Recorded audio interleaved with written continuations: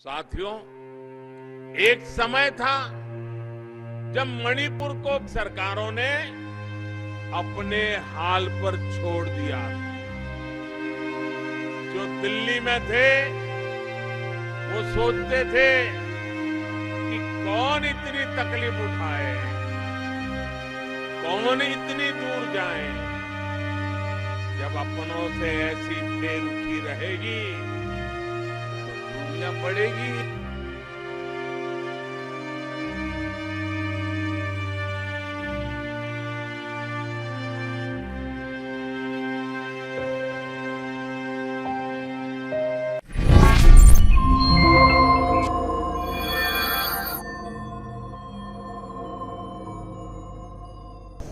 नमस्कार। 1.5 महीने से अधिक समय हो गया है और प्रधानमंत्री के मुंह से मणिपुर का मा नहीं निकल रहा है। प्रधानमंत्री ही क्या, देश का कोई भी नेता या आम जनता जैसे मणिपुर को जानते ही नहीं, उन्हें मणिपुर के जलने से कोई मतलब ही नहीं है।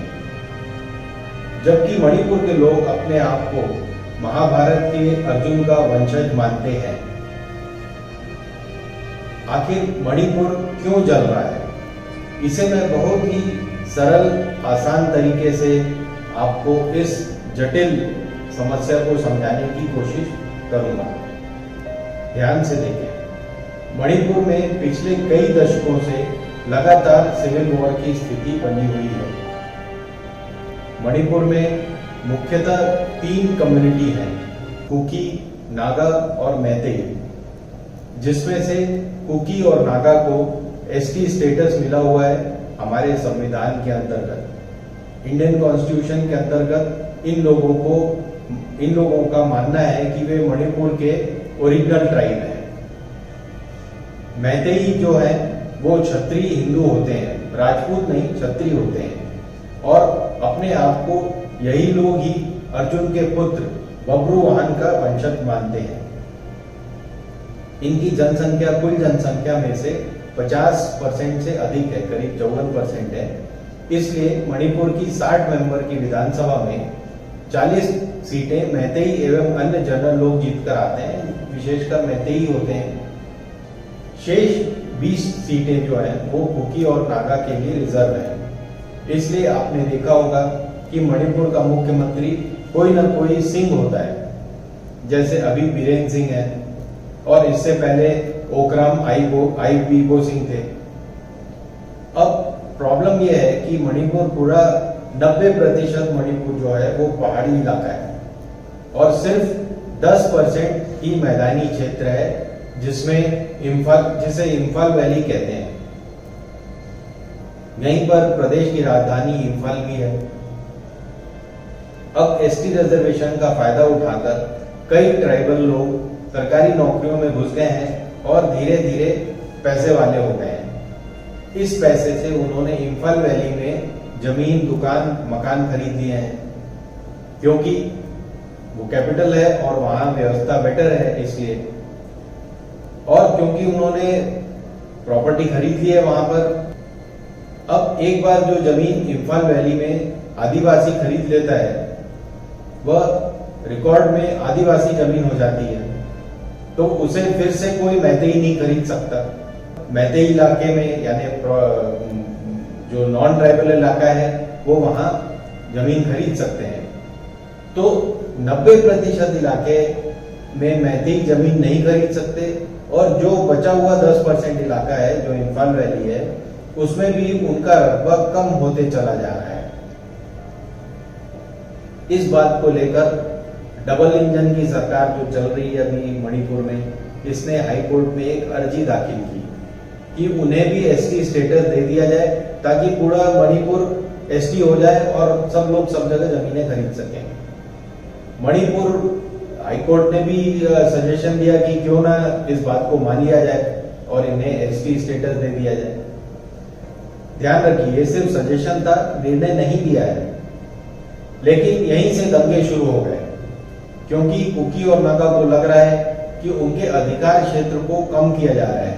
अगर 50% मैतेई हैं और वो सब जगह जमीन खरीदने लग जाएंगे तो उनके ऊपर असर पड़ेगा।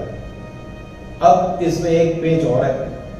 पूरे मणिपुर में रेवेन्यू डिपार्टमेंट का कोई कामकाज नहीं है।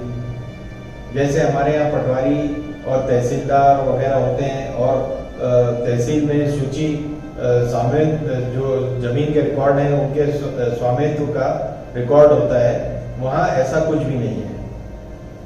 पूरे गांव की जमीन गांव के मुखिया के नाम से दर्ज होती है, जिसे वे राजा कहते हैं। अब राजा जिसे जो जमीन दे देगा वो वहां खेती करेगा और वहीं पर मकान बनाएगा। तो जो कुकी पढ़ लिख गए वो तो अपना पैसा इम्फाल वैली में जमीन खरीदने में लगाते हैं, जबकि बाकी सिर्फ खेती करते हैं, उनका स्वामित्व का कोई अधिकार नहीं होता।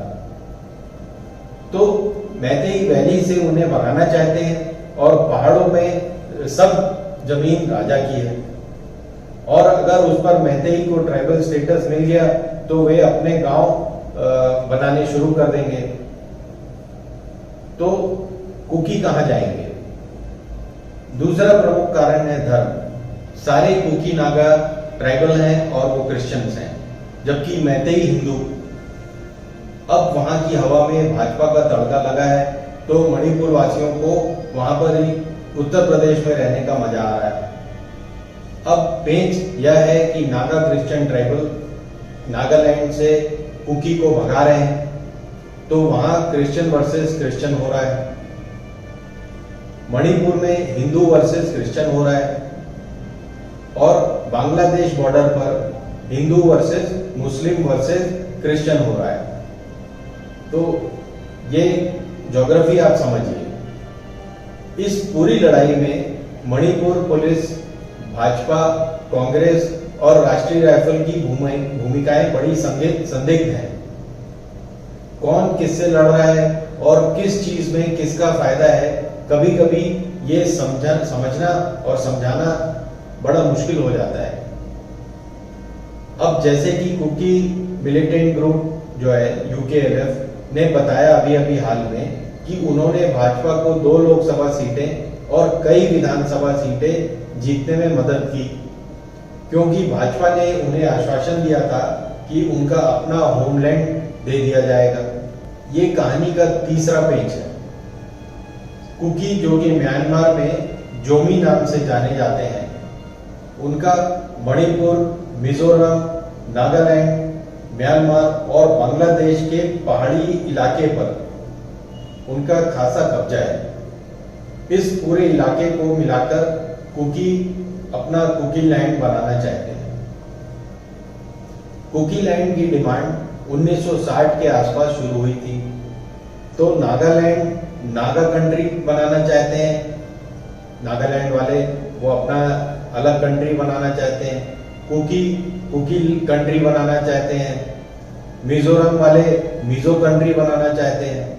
म्यांमार यानी बर्मा को 1938 में ब्रिटिश ने भारत से अलग कर दिया था, और 1947 में अंग्रेजों ने वेस्ट पाकिस्तान बनाकर आज के बंगाल का विभाजन कर दिया था और उसे भारत से अलग कर दिया था। वो अब बांग्लादेश बन गया है। चीन अरुणाचल प्रदेश पर कब्जा चाहता है, क्योंकि उसे फ्रेश वाटर यानी पानी चाहिए, और आप दिल्ली में बैठकर अखंड भारत का नक्शा बनाते रहो।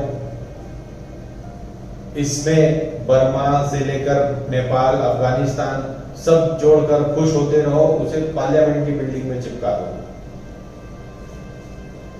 अब इस कहानी का आखिरी पेज मैं आपको बताता हूं।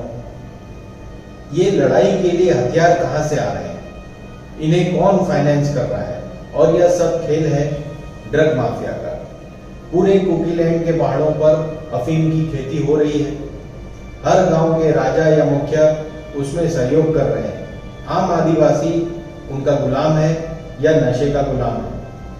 तो आपको पूरी फिल्म समझ आ गई होगी कि अब आप भी सोचिए कि प्रधानमंत्री का अमेरिका जाना ज्यादा सही है या उन्हें मणिपुर जाना चाहिए था। विचार करिए। धन्यवाद। हिंदुस्तान जिंदाबाद।